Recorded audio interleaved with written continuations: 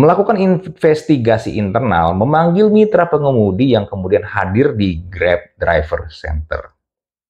Berarti kan Grab sudah menemukan, sudah ketemu nih drivernya, dan drivernya juga datang ke Grab Driver Center.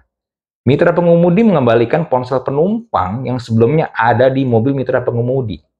Jadi handphonenya udah dibalikin. Lu tuh udah dapet loh, drivernya tuh udah dapet. Dan itu yang jadi pertanyaan buat kita. Kenapa nggak langsung ditahan? Jelas-jelas ini kasusnya udah kriminal nih. Selamat datang di Thinking Room.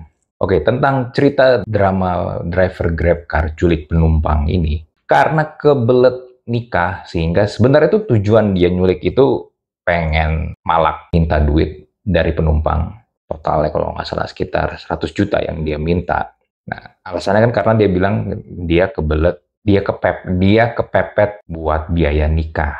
Jadinya cara pintasnya dia coba culik orang dan dia palak gitu penumpangnya. Nah, ketika ini kejadian tanggal 25 Maret, seperti yang udah kita tahu karena di berita juga udah banyak, baik pihak korban dan pihak Grab karena sebenarnya nih udah coba saling reach out lah. Dan pihak Grab sendiri sebenarnya juga udah sempat merilis statement mereka di tanggal 27 Maret. Jadi kejadian tanggal 25, press release statementnya itu baru di tanggal 27. Korban adalah tim dari salah satu teman gua di sebuah perusahaan. Jadi teman gua ini cerita korban ini tanggal 25 Maret itu memang pesan Grab car untuk pulang ke rumah. Habis selesai meeting. Meetingnya itu memang di sebuah mall.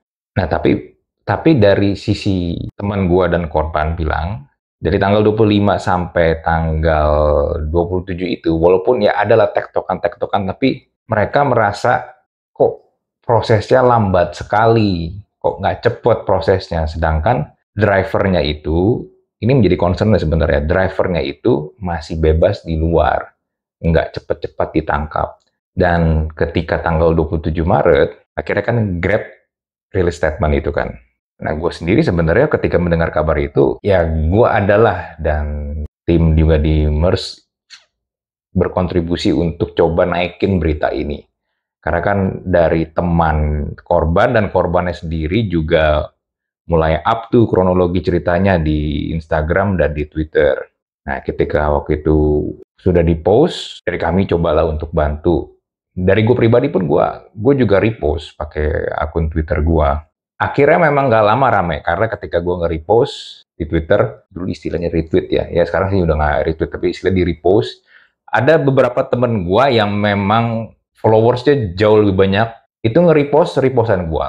Nah, mulailah tuh ke reach out banyak tuh, karena kalau di Twitter itu kan gitu sifatnya. Kalau Instagram mungkin yang ngelihat ya masih orang-orang followers bubble kita aja lah, tapi kalau di Twitter tuh lebih cepat reach out-nya. Ketika udah mulai makin banyak, jadi rame kan di tanggal 27 Maret itu. Makin lama makin rame. Tapi sampai saat itu juga masih belum ada tanggapan tuh. Nah, sebenarnya gue juga coba tanya-tanya ke temen gue, sebenarnya kronologi kejadiannya gimana.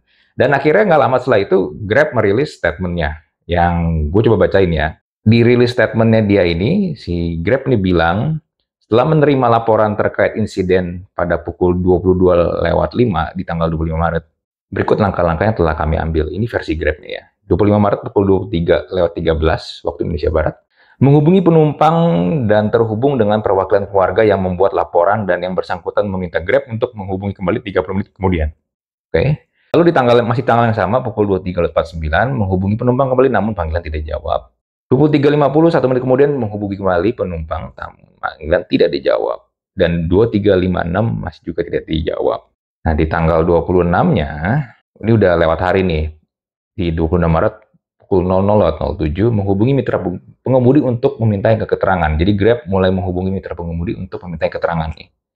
Menghubungi penumpang dan terhubung kembali dengan perwakilan keluarga serta mendapatkan kejelasan atas kronologi kejadian dugaan penculikan yang menimpa penumpang.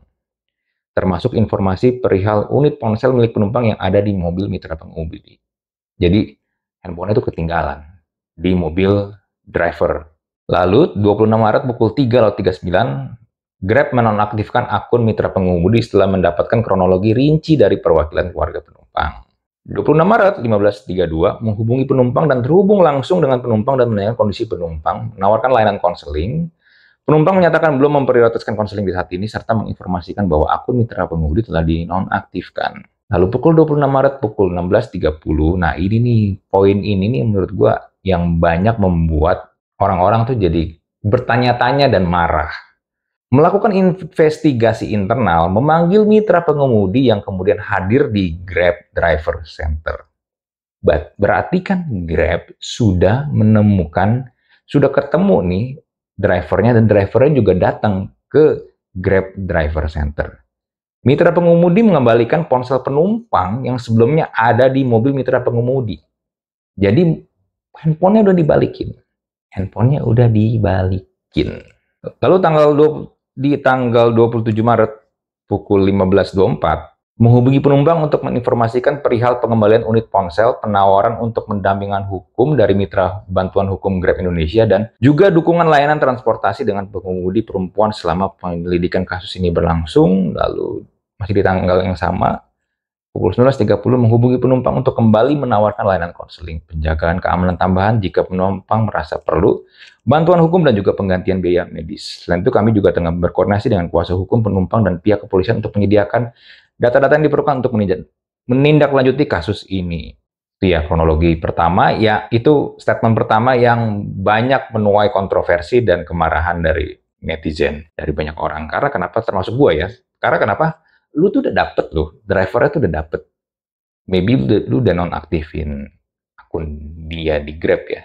Tapi kan, as we know, kalau biasa driver, entah taksi online atau ojek online, Grab doang.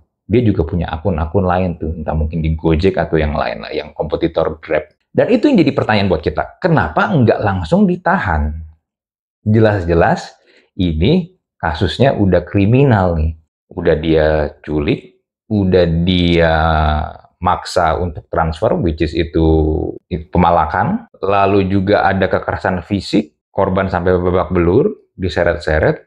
Ya sebenarnya lu nggak perlu nunggu lagi kan, apalagi ini kalau lu bilang ya, ini kan mitra Grab, mitra lu nih, harusnya lu bisa langsung tindak lanjuti, cepet gitu loh, nggak perlu waktu 3 hari dari tanggal kejadian. Bahkan temen gue kemarin juga sempet share ke gue kalau waktu itu kasusnya tuh ngambang, karena ya ngambangnya begitu aja, drivernya udah nggak ditangkap dan dianggap cuman sebagai ya udah handphonenya ketinggalan di driver, that's it gitu loh. Meanwhile ini orang hampir diculik, babak belur pula, dan mau dirampok, berhenti begitu aja. Nah waktu itu pun gue juga sempet cari bantuan di beberapa temen gue yang gue pikir tuh punya akses lah ke orang-orang Grab yang mungkin posisinya lebih tinggi. Jadi gue coba cari bantuan supaya kasus ini cepat diselesaikan gitu loh. Jangan udah korban lagi shock, lagi trauma, lu bebanin lagi dengan segala macam ini itu kan sebenarnya dari pihak lu sendiri lu bisa gerak cepet dong. Karena sekali lagi ya, ini kasus kriminal, pidana ini. Tapi ya gitulah, lamban. Even waktu itu gue sempat lempar ke satu grup, adalah satu grup komunitas yang gua rasa, seingat gua di dalam grup itu ada orang Grab. Jadi dan ketika gua lempar isu ini ke grup itu, dan orang-orang mulai aware yang ada di grup itu kalau ada kejadian kayak begini, dan salah satu concern gua adalah ya gue pengen coba reach out kan, siapa sih orang Grab yang bisa gua reach out supaya lebih cepet ini kasusnya diproses. Dan juga gue pengen kasih tahu kalau drivernya ini masih di luar. Bisa jadi kalian juga yang ada di grup itu, ada baiknya hati-hati. Apalagi kan banyak juga yang menggunakan jasa taksi online kan. Dan orangnya belum ketahuan siapa, dan siapa tahu kan. Ya kan gue cuma bilang hati-hati. Nah ketika waktu itu ternyata di grup itu muncul ada orang Grab yang memberikan klarifikasi juga. Of course sebagai orang yang normal ya, logikanya adalah gua dan juga beberapa orang yang di grup itu bertanya dong, kok drivernya cuma disuspend, kok drivernya nggak ditangkap, lo ketika lagi di driver Grab Center itu gimana tuh, nggak ada tindakan apa-apa selain disuspend doang. Ya itu pertanyaan-pertanyaan menurut gue, pertanyaan yang logis lah muncul ketika ada kasus pidana seperti ini kan. Nah lalu, ini gue juga bingung ya, sampai sekarang gue masih bingung, kenapa itu grup seperti berusaha untuk menutupi kasus ini, dan Gua di DM sama salah satu admin itu grup bilang jangan bring up kasus itu demi kedamaian yang ada di grup tersebut. Sebuah pernyataan yang menurut gua bodoh sih. Kalau lu bilang pengen menjaga kondisi grup itu baik-baik aja, tapi sebenarnya ada satu kejadian yang sebenarnya kita semua harus aware, dan bisa jadi kejadian itu menimpa ke lu karena orang yang belum ditangkap. Logikanya tuh kemana gitu loh. Aneh gitu kan. Aneh. Dan teman-teman gue di grup tersebut kan ketika gue sempet share ini di IG story gue juga banyak yang sama bertanya juga pertanyaan yang sama kayak gue. Oh gitu ya. Aneh gitu. Dan gitu ketika konflik komunikasi kita lagi tentang bertanya ke pihak Grab yang ada di grup tersebut pun tiba-tiba terputus karena gue merasa banget, dan juga yang beberapa yang ada di grup itu juga ngerasa karena tiba-tiba chat gue tuh dibas. Jadi kayak ada buzzer dalam sebuah grup WA. Biar ditutupin, biar orang-orang tuh nggak ngebaca tentang adat guys ini demi menjaga kedamaian yang ada di grup tersebut. Aneh, ya aneh.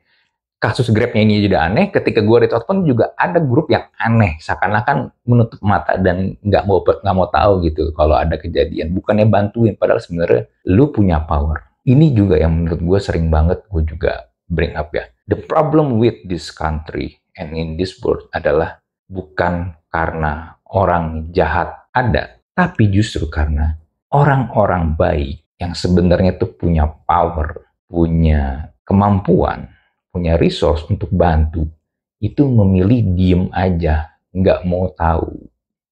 Seakan-akan ini nggak ada kejadian apa-apa, seakan-akan ya fine-fine aja. Padahal kan dunia ini berputar tidak seperti itu. And honestly speaking, gue kecewa banget. Gue kecewa banget.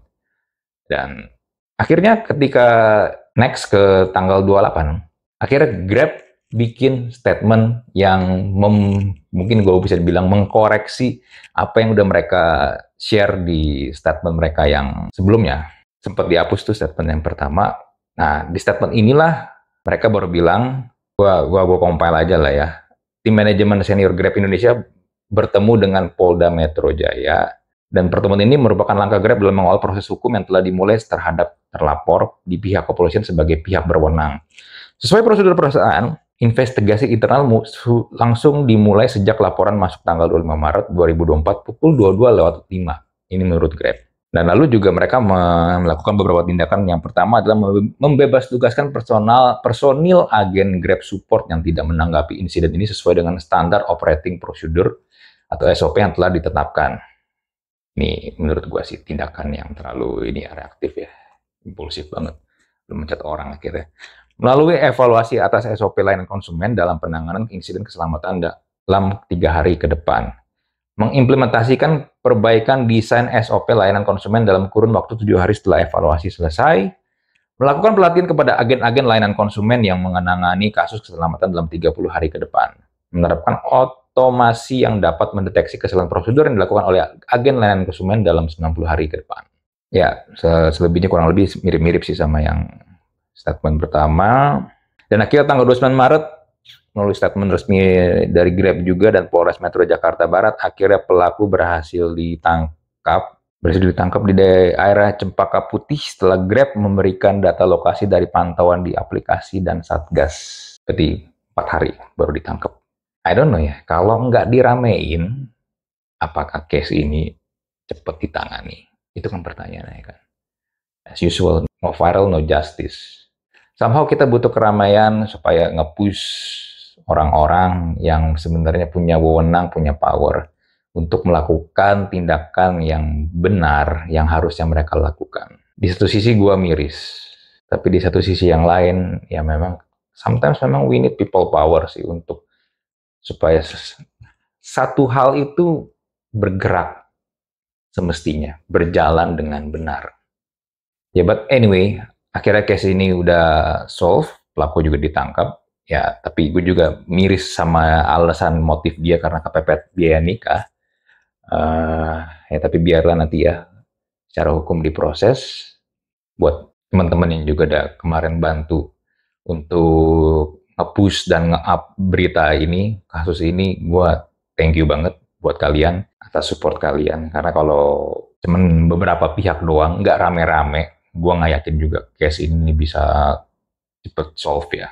Ya anyway, sekali lagi thank you sih. Dan buat korban, gue berharap lu bisa cepet pulih, bisa cepet sembuh juga, baik fisik maupun juga secara psikologis. Karena gue tahu nggak gampang untuk menyembuhkan trauma kejadian kayak begini, dan nggak ada satupun manusia yang expect hal seperti ini menimpa mereka. Ya, but gue masih penasaran sih, Grab setelah ini, dan untuk mungkin juga para aplikator-aplikator red hailing kayak begini, gimana caranya supaya melindungi korban kalau ada kejadian seperti ini. Karena ternyata ada loophole di sistem ini ketika si driver itu ternyata tidak pick up, tapi mobil jalan terus. Jadi emang udah diniatin sih.